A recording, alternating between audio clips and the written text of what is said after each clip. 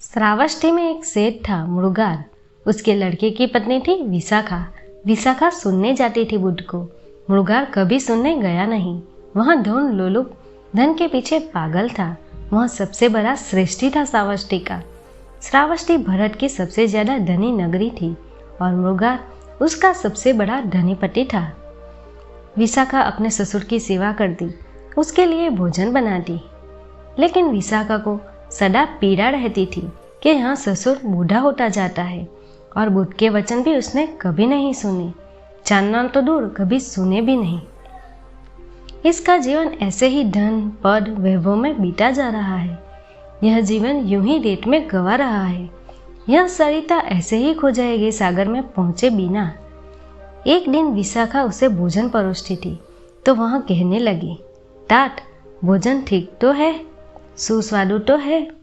मृगार ने कहा, सदा तू सुंदर सुस्वादु भोजन बनाती है, यह प्रश्न तूने कभी पूछा नहीं, आज तो पूछती है, बात क्या है? तेरा भोजन सदा ही सुस्वादु होता है। विशाखा ने कहा, आपकी कृपा है, अन्यथा भोजन सुस्वादु हो ही नहीं सकता, क्योंकि यह सब बासा भोजन है। मैं दुखी हूँ कि मुझे आपको बासा भोजन खिलाना पड़ता है। मृगार बोला, पागल बासा, पर तू बासा भोजन क्यों खिलाने लगी? धन्य धन्य तो भरा है कोठियों में, जो तुझे चाहिए प्रतिदिन उपलब्ध है, बासा क्यों? उसने कहा कि नहीं, मैं वह नहीं कह रही, आप समझे नहीं। यह जो धन धान्य है शायद होगा आपके पिछले जन्मों के पुण्यों के कारण, लेकिन इस जीवन में तो मैंने आपको कोई पुण्य पुरुषार्थ करते नहीं देखा। इसलिए मैं कहती हूँ यह सब बासा है, होगा पिछले जन्मों में आपने कुछ पुण्य किया होगा, इसलिए धनी है। लेकिन मैंने अपनी आंखों से जब से आपके घर में बहू होकर आई हूँ, आपको कोई पुण्य पुरुषार्थ, आपके जीवन में कोई प्रेम, कोई धर्म, पूजा, प्रार्थना, ध्यान कुछ भी नहीं देखा। इसलिए मैं कहती हूँ यह पिछले जन्मों के पुण्यों से मिला हुआ है। भोजन बासा है तात। मृगार आधा भोजन किए उठ गया। रात भर सो न सका। बात तो सही थी, चोट गहरी पड़ी। दूसरे दिन सुबह विशाखा ने देखा वह बुद्ध के वचन सुनने के लिए मौजूद थे। वह भी सुन रहा है। तब सुन सुनकर वह ज्ञान की बातें करने लगा। वर्ष बीतने लगे।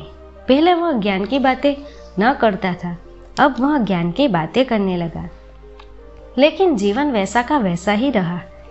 फिर विशाखा ने कहा कि तात, आप अब भी बासा ही भोजन कर रहे हैं, अब ज्ञान का बासा भोजन कर रहे हैं।